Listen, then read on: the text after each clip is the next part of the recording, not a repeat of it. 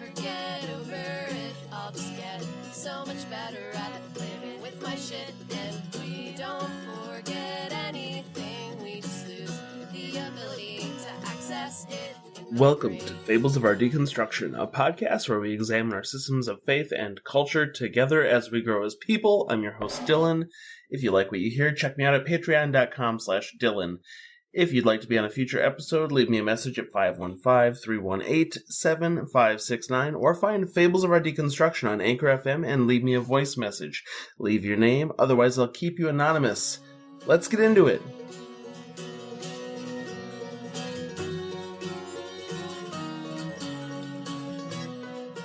Alright, I want to start off this by saying that I'm not a traditional religious scholar and that I'm just starting out, really. I'm grateful to have resources like the University of Pennsylvania's open, richly annotated cuneiform corpus, otherwise known as ORAC, from which I can draw. It's a large collection of scholarly work, original texts, and they center on the ancient Near East.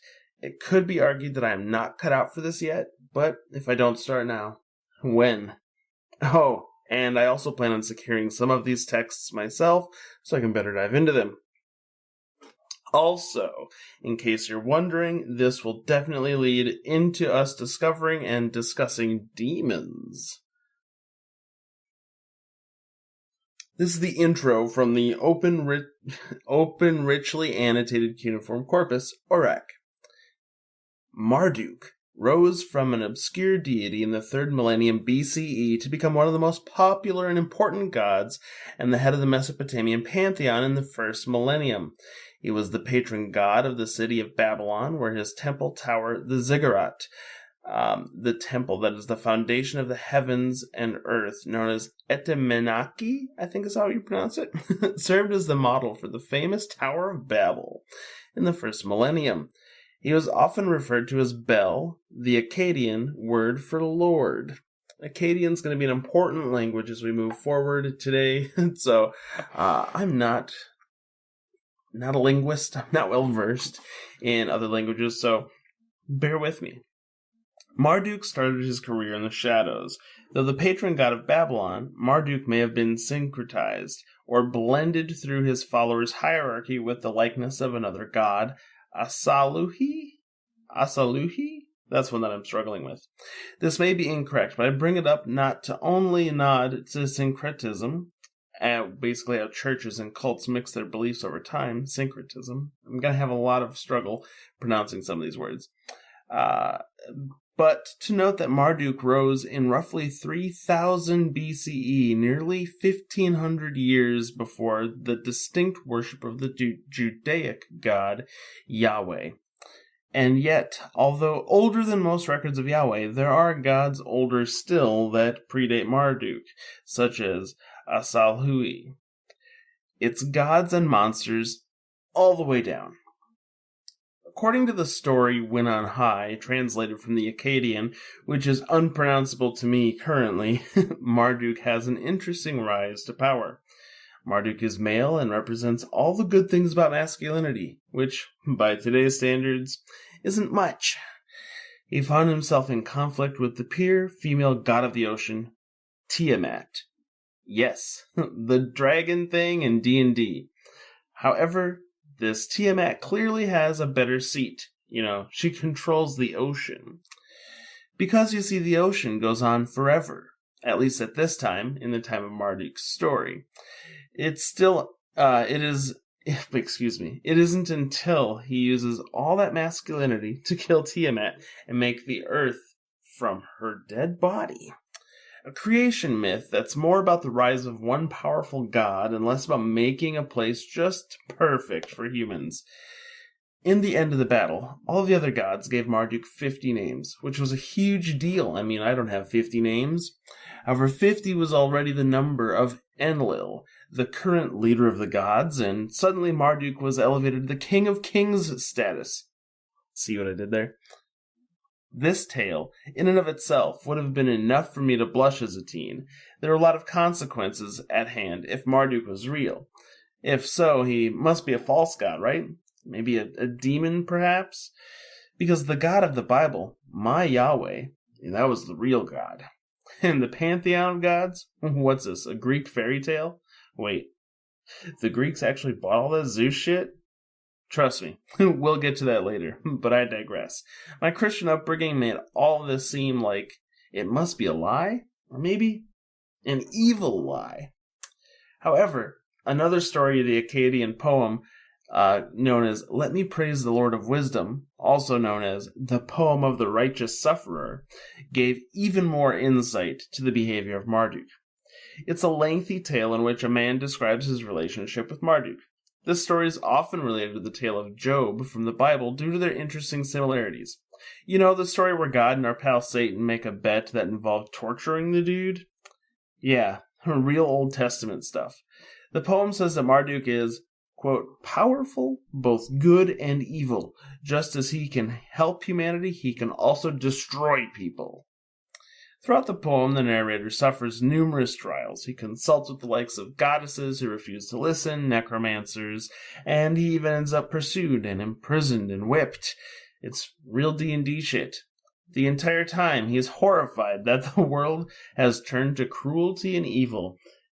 Man, sounds just like every modern-day evangelical preacher. However, even in the end, when the narrator feels forsaken, Marduk appears and redeems him and his faith. It's all very touching. I'll include the link to the poem in our show notes. Fuck it, I'll include the whole Orak page. But that line, Marduk is powerful, both good and evil. Just as he can help humanity, he can also destroy people. That one really jumps out at me. It heavily reminds me of the verse from the Old Testament, the one in Isaiah that reads, I form the light, I create the darkness, I make peace and create evil. I, the Lord, do all these things. It's Isaiah 45:7. A quote from God about putting evil in the world. That one always stuck with me. If God is all good, then why the hell does he mention creating evil? And you know, at least Marduk and all his toxic masculinity never seems to have made a claim to being all good. In some respects, he claims being all things, good and evil. Maybe that's even more powerful. Marduk held his popularity through the first century, during the rise of Yahweh. His temple in Babylon shifted rulers throughout the ages. Some upheld him, and others demonized him. Eventually, his icons and statues were stolen into ancient Iran, and they weren't recovered until Nebuchadnezzar I of the second dynasty of Isin managed to retrieve them. And under Nebuchadnezzar II, a lot of those dudes, trust me, Babylon was restored with the images of Marduk and Ishtar. And Ishtar is also an interesting subject, but that'll be for another time. There's a lot of reading that can be done on Marduk, and a lot that I hope to do as we move along. However, I wanted to start here in a simple way, and I wanted to describe a god that predates, well, God.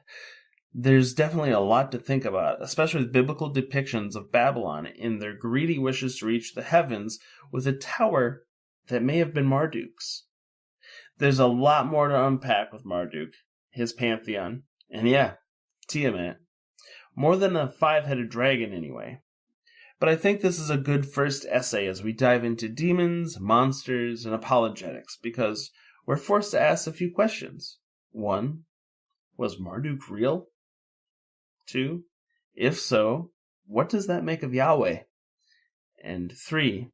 Is Marduk just a demon lying to us? I think these questions are important, and I want to create a system to rank the devils and evil things that we're going to encounter along our new journeys. Right now I'm thinking of ranking them by harm they cause, so some harm to a lot of harm. I haven't really decided how that's going to work yet. Maybe no harm to a lot of harm? I think nothing goes without harm. The next category would be influence they have. So, how much are they persuading us? How much are we inclined as a species, as a group of humans, to believe them or follow them? And then the final one that I think is more ambiguous is just how are they evil? Because I think there's going to be a lot of these things that don't necessarily come off as evil. But we're going to take a look at that next time, because we're going to start diving into devils with Lucifer. And I think that's going to be a really fun chapter to our exploration here. But I also need to mention that there's a lot to unpack with Lucifer. I don't know how many episodes we're going to dedicate to the man himself, but I think we have a long way to go. Thanks for being here.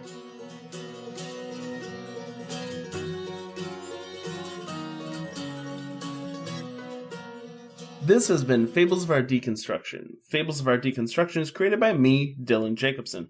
Please like and review Fables wherever you get your podcasts. And join my community, the Brimstone Order, at patreon.com/Dylan. I'd like to thank Apes of the State for the use of their song Moments a Year From Now as my intro and outro. And remember, you're never alone. We are in this together. What I'm doing at this moment.